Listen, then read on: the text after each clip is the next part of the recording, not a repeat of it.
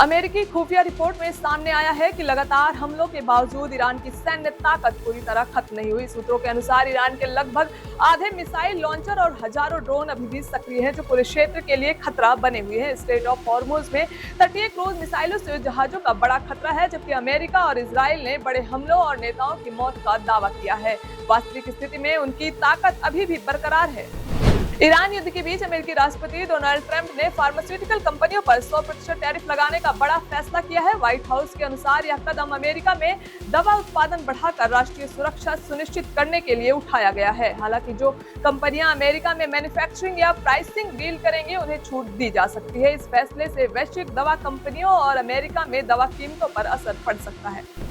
अफगान सेना ने Durand line पार कर पोस्ट खुर्रम बॉर्डर पर पाकिस्तानी सैन्य ठिकानों और एक गाड़ी को निशाना बनाकर हमला किया है। आर्टिलरी और टैंकों से लगातार गोलाबारी के कारण सीमा पर तनाव बढ़ गया है। इस सर्जिकल स्ट्राइक में 3 पाकिस्तानी सैनिक मारे गए हैं और 12 घायल हुए। यूएन महासचिव एंटोनियो गुटेरेस ने अमेरिका और इजराइल को युद्ध रोकने की अपील की और कहा कि इससे मानवीय पीड़ा और आर्थिक नुकसान हो रहा है। उन्होंने कहा कि संघर्ष तभी खत्म होगा जब नेता विनाश की बजाय बातचीत का रास्ता अपनाएं। गुटेरेस ने यह भी चेतावनी दी है कि युद्ध के जारी रहने से पूरे मध्य पूर्व में स्थिरता पर गंभीर असर पड़ सकता है। अमेरिका नाटो छोड़ने की धमकियां देता है, लेकिन इसे छोड़ना आसान नहीं। नाटो से बाहर निकलने के लिए औपचारिक नोटिस देना होता है और 1 साल बाद ही यह पूरा हो पाता है। इससे अमेरिका की ग्लोबल पावर वाली इमेज पर असर पड़ सकता है। इसी बीच मिडिल ईस्ट में ईरान ने यूरोपीय देशों को स्ट्रेट ऑफ हॉर्मुज से गुजरने की अनुमति दी है, जबकि पहले से ही चीन, रूस, भारत और इराक और पाकिस्तान को अनुमति मिली हुई है।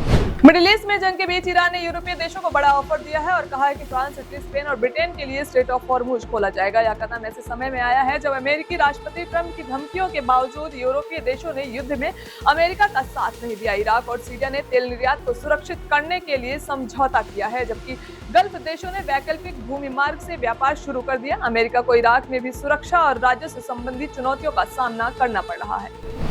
ईरान युद्ध के बीच अमेरिकी राष्ट्रपति डोनाल्ड ट्रंप ने बड़ी कार्रवाई करते हुए अटॉर्नी जनरल पाम बोंडी को पद से हटा दिया है। ट्रंप ने सोशल मीडिया पर बोंडी की सराहना की और कहा कि उन्होंने अपराध दर घटाने में अहम भूमिका निभाई है। पाम बोंडी अब निजी क्षेत्र में नई जिम्मेदारी संभालेंगे, जबकि टॉड ब्लैंच को कार्यवाहक अटॉर्नी जनरल बनाया गया है। यह ट्रंप प्रशासन की हाल की दूसरी बड़ी बदलाव वाली नियुक्ति है।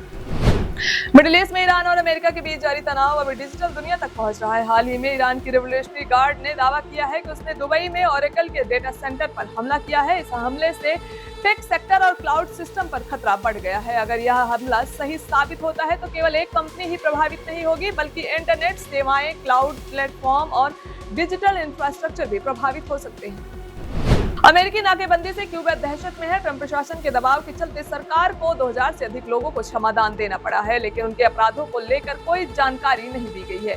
क्यूबा सरकार ने गुरुवार यानी 2 अप्रैल को घोषणा की है कि उन्होंने 2010 लोगों को क्षमादान दिया है। यह घटनाक्रम ऐसे समय में सामने आया है जब ठीक उसी समय अमेरिका का ट्रंप प्रशासन सरकार पर अत्यधिक दबाव डाल रहा है और तेल नाकाबंदी के जरिए आइलैंड का दम घोट रहा है।